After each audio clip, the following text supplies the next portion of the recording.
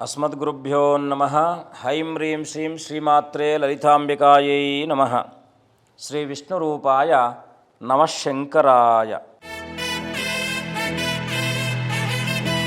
2026ನೇ ವರ್ಷದ ಕಟಕ ರಾಶಿಯ ಭವಿಷ್ಯ ಹೇಗಿರುತ್ತೆ, ಯಾವೆಲ್ಲ ಲಾಭ ನಷ್ಟಾದಿಗಳು ಕಟಕ ರಾಶಿಯವರಿಗೆ ಈ ವರ್ಷ ನಿಮಗೆ ವರ್ತಿಸುತ್ತೆ, ಹಾಗೆ ಈ ಕಟಕ ರಾಶಿಯವರ ಗುಣಧರ್ಮಗಳೇನು, ಕಟಕ ರಾಶಿಯವರಿಗೆ ಯಾವುದು ಶುಭ ಯಾವುದು ಅಶುಭ, ಹೇಗೆ ಈ 2026 ನೀವು ಮುನ್ನಡೆಸಬೇಕು ಅಂತಕ್ಕಂಥದ್ದು ಈ ವರ್ಷದ ಅತ್ಯಂತ ಪ್ರಮುಖವಾಗಿರ್ತಕ್ಕಂಥ ಘಟ್ಟ. ಆದರೆ ಈ ಒಂದು ವರ್ಷದಲ್ಲಿ ನಿಮ್ಮ ಎಲ್ಲ ಕೃಷಿಗೆ ತಕ್ಕನಾದಂತಹ ಒಂದು ಫಲವನ್ನು ಕಾಣುವಂತಹ ಸುಯೋಗ ಯಾರಿಗಾದ್ರಿದ್ದರೆ ಅದು ಕಟಕ ರಾಶಿಗೆ ಮಾತ್ರ. ಆ ಒಂದು ವರ್ಷ 365 ದಿನಗಳು ನಿಮ್ಮ ಒಂದೊಂದು ದಿನವೂ ಕೂಡ ಭಾಗ್ಯೋದಯದ ದಿನ. ಈ 2026ನೇ ವರ್ಷದ ಜೂನ್ ನಂತರದಲ್ಲಿ ಒಂದೊಂದು ದಿನವೂ ಕೂಡ ನಿಮಗೆ ಭಾಗ್ಯೋದಯವಾಗುವಂಥ ದಿನಗಳು.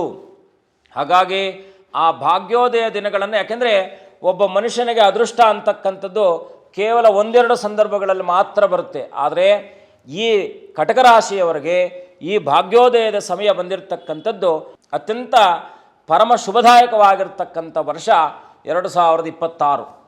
ಯಾಕೆ ಅಂದರೆ 2026ರ ಸಂಖ್ಯೆಗನುಸಾರವಾಗಿ ನಿಮ್ಮ ರಾಶಿಗೆ 2ನೇ ಅಧಿಪತಿಯಾಗಿರ್ತಕ್ಕಂಥ ಸಾಕ್ಷಾತ್ ಸೂರ್ಯನಾರಾಯಣನೇ ದ್ವಿತೀಯಾಧಿಪತಿಯಾಗಿದ್ದು, ಆ ಚಂದ್ರ ಮತ್ತು ಸೂರ್ಯರ ಸಂಯೋಜನೆ ಆದಾಗ ನಿಮ್ಮ ಪೂರ್ವ ಜನ್ಮದಲ್ಲಿ ಮಾಡಿರ್ತಕ್ಕಂಥ ಎಲ್ಲ ಪುಣ್ಯತಮವಾಗಿರ್ತಕ್ಕಂಥ ಆ ಒಂದು ಫಲ ಈ 26ನೇ ವರ್ಷದಲ್ಲಿ ಪ್ರಾರಂಭ ಆಗುತ್ತೆ. ಇಷ್ಟು ದಿನಗಳಿಂದ ಕೋರ್ಟು ಕಚೇರಿ ವ್ಯಾಜ್ಯಾದಿಗಳು, ಅಣ್ಣ ತಮ್ಮಂದಿರ ಮಧ್ಯದಲ್ಲಿದ್ದಂಥ ವೈಮನಸ್ಸುಗಳು, ಹೀಗೆ ಹಲವಾರು ಪ್ರಶ್ನೆಗಳು ನಿಮ್ಮನ್ನು ಕಾಡಿದ್ದುಂಟು. ಆದರೆ ಈ 26ನೇ ವರ್ಷದಲ್ಲಿ ಖಂಡಿತ ಅಣ್ಣ ತಮ್ಮಂದಿರ ಸಹಕಾರ, ಮಿತ್ರರ ಸಹಕಾರ, ಸಹೋದ್ಯೋಗಿಗಳ ಸಹಕಾರ, ಸರ್ಕಾರದಿಂದ ಸಹಕಾರ, ಹೀಗೆ ಎಲ್ಲ ರಂಗದಲ್ಲೂ ಕೂಡ ಸಹಕಾರ ಸಹಕಾರ ಸಹಕಾರ ಸಹಕಾರ ಅಂತಕ್ಕಂಥದ್ದು ನಿಮ್ಮ ಬದುಕಿನುದ್ದಕ್ಕೂ ಭಾಗ್ಯೋದಯದ ರೀತಿಯಲ್ಲಿ ಬರ್ತಕ್ಕಂಥದ್ದಾಗುತ್ತೆ. ಒಟ್ಟಾರೆಯಾಗಿ ಒಂದು ಸುಭದ್ರವಾದಂತಹ ಯೋಗದ, ಸೌಭಾಗ್ಯ ಯೋಗದ ವರ್ಷ 2026 ಕಟಕ ರಾಶಿಯವರಿಗೆ. ಮಿಥುನ ರಾಶಿ ಬಿಟ್ಟರೆ ಅತ್ಯಂತ ಶುಭ ಫಲವನ್ನು ಕಾಣ್ತಕ್ಕಂಥ 2ನೇ ರಾಶಿ ಯಾವುದಾದ್ರಿದ್ರೆ ಅದು ಕಟಕ ರಾಶಿ. ಫಾರಿನ್ಗೆ ಹೋಗ್ಬೇಕು ಅಂದ್ಕೊಂಡಿರ್ತಕ್ಕಂಥವ್ರು ಇರಬಹುದು, ಇನ್ನು ವಿವಾಹಕ್ಕೆ ಸಂಬಂಧಪಟ್ಟ ಹಾಗೆ ಲಗ್ನದಲ್ಲಿ ಗುರುವಿದ್ದಾನೆ, ನೀವೇನು ಕೇಳಿದ್ರೂ ಅದು ಬರುತ್ತೆ, ಬೇಕಾದರೆ ನೀವು ಅದನ್ನು ಪರೀಕ್ಷೆ ಮಾಡ್ಬೋದು. ಇಷ್ಟು ದಿನಗಳ ಕಾಲ ನಿಮ್ಮ ತಂದೆ ಬಳಿ ಏನಾದರೂ ಕೇಳಿದಾಗ ತಂದೆ ಹಿಂದೆ ಮುಂದೆ ನೋಡ್ತಿದ್ರು, ಆದರೆ ಈಗ ಆಗಾಗಲ್ಲ.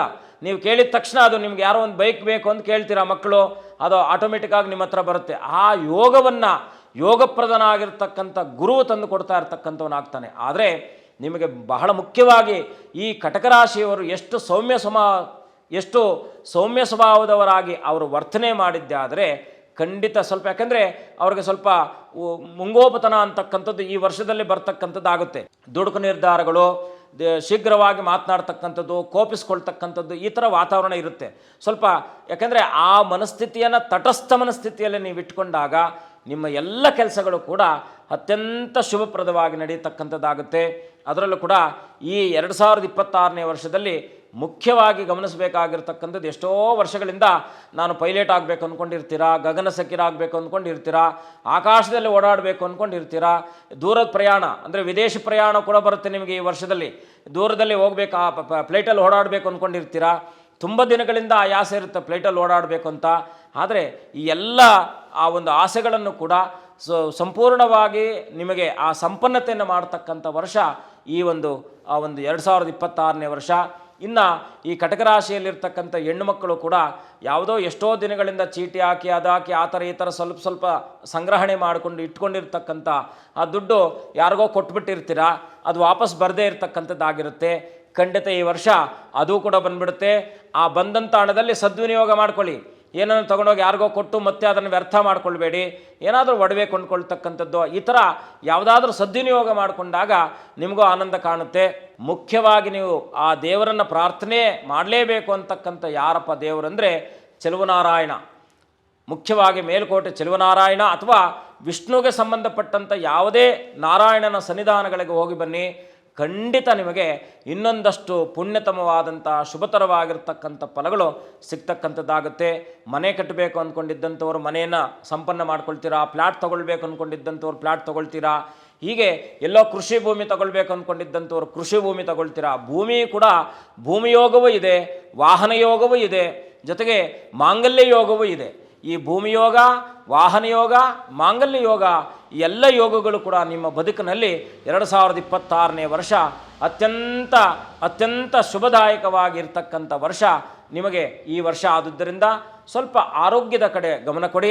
ಈ ಕರ್ಕಾಟಕ ರಾಶಿಯಲ್ಲಿ ಬರ್ತಕ್ಕಂಥ 3 ನಕ್ಷತ್ರಗಳ್ಯಾವಪ್ಪ ಅಂದರೆ ಮುಖ್ಯವಾಗಿ ಪುನರ್ವಸು, ಪುಷ್ಯ, ಆಶ್ಲೇಷ ನಕ್ಷತ್ರಗಳು ಕಟಕ ರಾಶಿಯಲ್ಲಿ ಸಂಯೋಜನೆ ಆಗಿರುತ್ತೆ.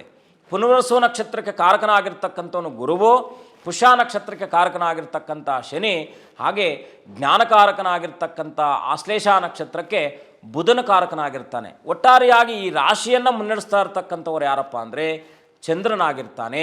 ಚಂದ್ರನೊಟ್ಟಿಗೆ ಯಾರೆಲ್ಲ ಪ್ರಯಾಣವನ್ನು ಬೆಳೆಸ್ತಾರೆ ಅಂದರೆ ಪುನರ್ವಸು ನಕ್ಷತ್ರಕಾರಕನಾಗಿರ್ತಕ್ಕಂಥ ಗುರುವು, ಪುಷ್ಯ ನಕ್ಷತ್ರಕಾರಕನಾಗಿರ್ತಕ್ಕಂಥ ಶನಿಯು ಮತ್ತು ಆಶ್ಲೇಷ ನಕ್ಷತ್ರಕಾರಕನಾಗಿರ್ತಕ್ಕಂಥ ಬುಧನು ಈ ಒಂದು ಮಿಥುನ ರಾಶಿಯಲ್ಲಿ ಇರ್ತಕ್ಕಂಥವ್ರು ಆಗ್ತಾರೆ. ಹಾಗಾಗಿ ಈ ಒಟ್ಟಾರೆಯಾಗಿ ಮಿಥುನ ರಾಶಿಯಲ್ಲಿ ಇದ್ದಂಥ ಆ ಒಂದು ಪುನರ್ವಸು ನಕ್ಷತ್ರದ ಉಳಿದ ಪಾದಗಳಿಗೆ ಅಧಿಪತಿಯಾಗಿರ್ತಕ್ಕಂಥ ಗುರುವಿನ ಅನುಗ್ರಹದಿಂದ ಕಟಕ ರಾಶಿಯವರೆಗೆ 2026ನೇ ವರ್ಷದ ಯೋಗಪ್ರದವಾದಂಥ ವರ್ಷ ಇನ್ನಷ್ಟು ಆನಂದವನ್ನು, ಇನ್ನಷ್ಟು ಸಂತೋಷವನ್ನು, ಇನ್ನಷ್ಟು ಶುಭದಾಯಕವನ್ನು ಅನುಗ್ರಹಿಸಲಿ ಅಂತೇಳಿ ಪ್ರಾರ್ಥಿಸುತ್ತಾ ಲೋಕ ಸಮಸ್ತ ಸುಖಿನೋ ಭವಂತು.